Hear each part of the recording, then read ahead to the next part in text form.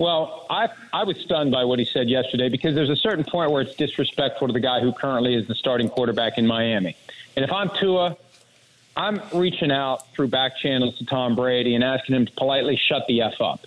This is Mike Florio talking to Joe Rose. This one here, you got to hear some of this stuff here. Good morning, and yes, Tua, boy, in the middle of the hockey playoffs and NBA playoffs, and Tua talks and takes the whole story away from all the sports in this country. Amazing. Everybody in the media knows there are 3, maybe 4, I'd say maybe 4 really magnets for eyeballs.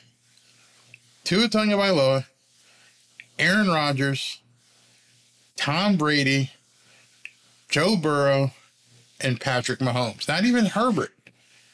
Those guys, if you get out there and you start talking about those guys, people want to see what you have to say. Tua has to know that. Tua has to know at this point. Someone in his camp has to say, you're a lightning rod for the media. You are people, when you speak, you suck the air out of the room and people want to hear your every friggin' word. As much as he's taken jiu-jitsu to learn how to fall, one of the other things someone has to do is get him a media consultant so you know how to take the questions that aren't going to get you in trouble. And when I mean trouble, I mean it just went nuts as soon as he mentioned the word retirement. Well, you're right, but that's what the NFL does. We're just a few weeks away from the schedule coming out, which we already know who's playing who and where.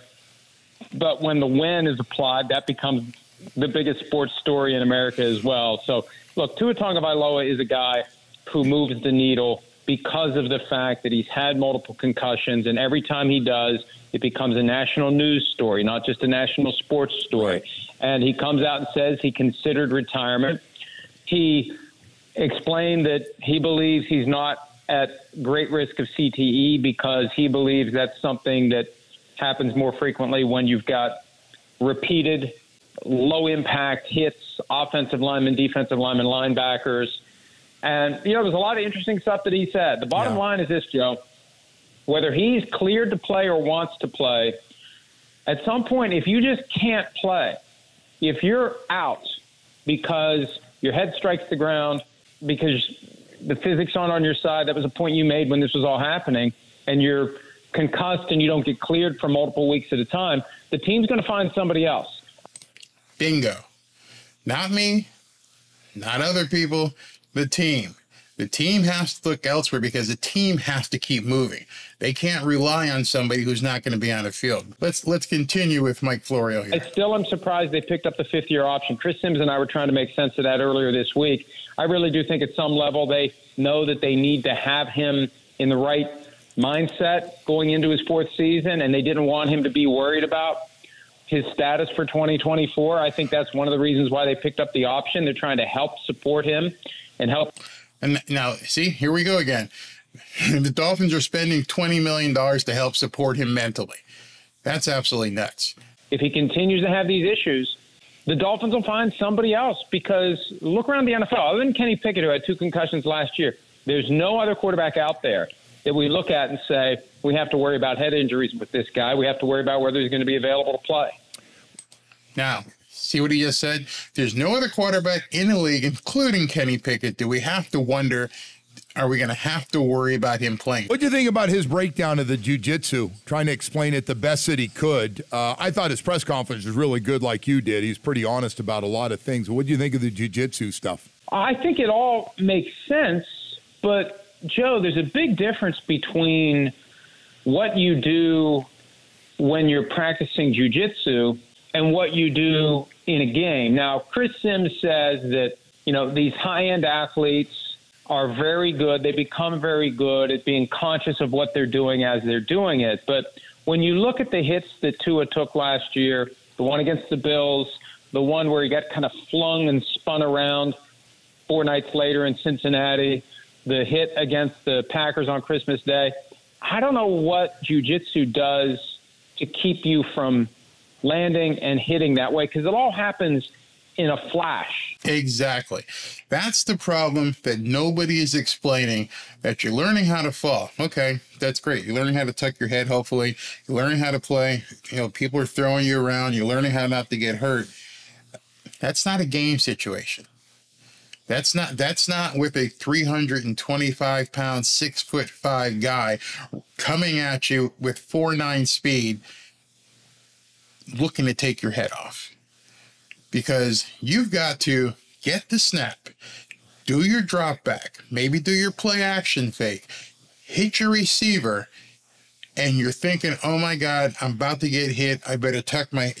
It's got to be just instantaneous. And so jiu-jitsu can teach you how to do that stuff. I know when I took taekwondo, if it taught me, if I was into a fight, how to do my different blocks and do different things, and elbow bar and stuff. But positioning that into a football game, it's completely different because things happen like that.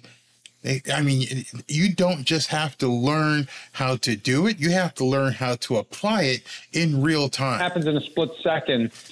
And I don't know how much he can make falling the right way instinctive. I think the better thing is to get him to avoid contact, not what happens when I get hit and thrown. How do I avoid getting hit and thrown altogether, getting rid of the ball faster, right, making quicker decisions, and not being in a position where you've got to try to curl up into the right position so when you land on the ground, your head doesn't strike the turf. Got this thing in our backyard down here.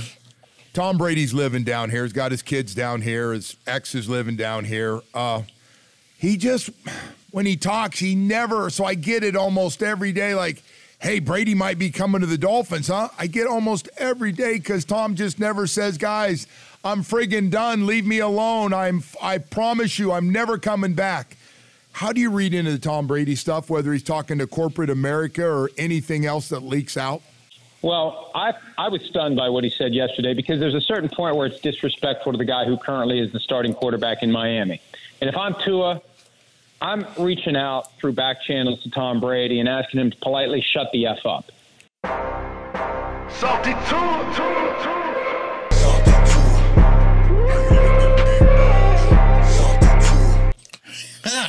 That's a salty Tua response I want to hear. As much as I was pushing for Brady to sign with the Miami Dolphins, I would love to hear Tua reach out back channel. He'll never say it in person.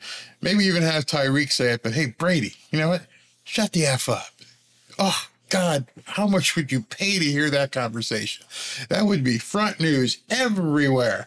Hey, Tom, how about you stick it and let me play this season? He'll never say it, but I think that's what's almost has to be done to get Tom Brady out the lips of people, especially now that Aaron Rodgers just signed with the New York Jets. And I don't know if you saw what the New York Jets GM said. He said that the best thing for Zach Wilson is to be side by side with Aaron Rodgers to learn how to be a Hall of Fame quarterback. Ooh, okay. Because I'm the quarterback here. And if you want to come take my job, come take my job. But if you're truly retired and you're just doing this for attention or whatever, don't do it on my watch. Don't do it with my team. This is my job. And I'd like to see some of that edge from Tua from time to time. Because Tom Brady was asked a very simple question yesterday. Any chance you come out of retirement to play for the Dolphins? And the choices are, Joe, yes, no, I don't know, or some word salad that doesn't answer the question. And everybody's laughing because they have to because it's Tom Brady. Even though I've watched that clip 20 times, I don't know what was funny about it. But, I think it's disrespectful to the team, and it's definitely disrespectful to Tua for Tom Brady to be playing this game. Now, I poked around a little bit last night because I know people in the league who had told me previously that the Dolphins were in play for Tom Brady. And one of the people who believe that said, look, I really do think he's retired now, and he just does this because he just likes to stir things up. I don't know. You guys buy that? You think Tom Brady just playing with people? You think he's just making shit up just to make it up and just to be in the front as a celebrity? I don't know. I don't see them being that type of guy who needs that kind of spotlight, but who knows? And that's fine. But if I'm Tua, I don't like these stirring things up because it makes my situation look more tenuous, and it creates this impression there's this this shadow hovering over me of Tom Brady possibly being the savior. If he's done, say it. He doesn't. I don't know. I don't get it. I don't know why he would need to play this game. He's Tom Brady. He's won. The game is over. Just let the guys who are currently playing play. And that's why I think, even though he believes he's retired, Joe, I still think there's a chance he comes back. Oh, wait. What did you just say? Even though he believes he's retired, Joe, I still think there's a chance he comes back. As we get closer to the start of the season, he's going to realize the train is pulling out of the station without him, and it doesn't care. The game goes on. Tom, you're retired. See you later. Bye. We're going forward with football. And that's why I think even though he could say, truthfully, today, I'm done, how's he going to feel in July or August? Did you hear that? Something I've been saying for months. Right now, it doesn't matter. What matters is come July, August, September. The guy lives here. Change his mind on a whim. We see Tua working out. We see Kenny Pickett working out. I've seen Trevor Lawrence. I've seen Deshaun Watson. There is no way that Tom Brady is at home drinking iced tea, not working out, and expects to get a call saying, you know what, Tom, you want to come play? Yeah, I'll think about it. Not going to happen. Not going to happen whatsoever. When you see videos of Tom Brady working out to get in football shape, I'm not talking about his TB12 stuff. The guy's in fantastic shape. He's going to keep working out that way. But if he invites some guys down to the mansion and there's a huge field in front of his house, and you start seeing videos of him throwing, and you start seeing videos of him doing routes with the receivers and everything else, that's when I'm going to go, whoa, something's up. But he's not going to be able to come back. Let's say with all the rumors that Tua, God forbid, goes down in week 3. Brady's not going to be playing in week 4. Brady's not going to be playing in week 5. It can't happen. It just can't happen. The only way Tom Brady, if it ever the clouds align, the only way somebody like Tom Brady is going to be able to step in on a moment's notice, if he's already been reading the playbook, if he's already been throwing to people, if he's already been getting in football shape, that's the only way it happens. Thus far, I've seen nothing to indicate that that's even on his mind or that he's even doing stuff like that. So Tua, as of today, is that guy. He is number 1. He is QB1. No ifs, ands, or buts about it. Tua is QB1. But that's in April. I think he may feel very differently. And maybe that's why he's playing this game. Even though he's done for now, maybe he knows deep down there's a chance he's going to want to come back, whether it's the Dolphins or somebody else. And I think when we get closer to the start of the season, he's going to be going through a lot of angst because he spent more than half his life playing football in the NFL. I think he's still got some passion to play there, too. But, by the way, if you ever think Tua and his personality is going to tell the greatest of all time, please let it never going to happen.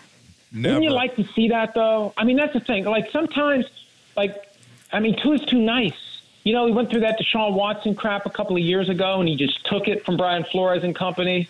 I mean, at some point, wouldn't you like to have Tua just stand up and just, you know, I mean, I'd love to hear him say, hey, Tom Brady, just mind your own business. You got your own issues. I got my issues. You're not coming here. I'm the quarterback here.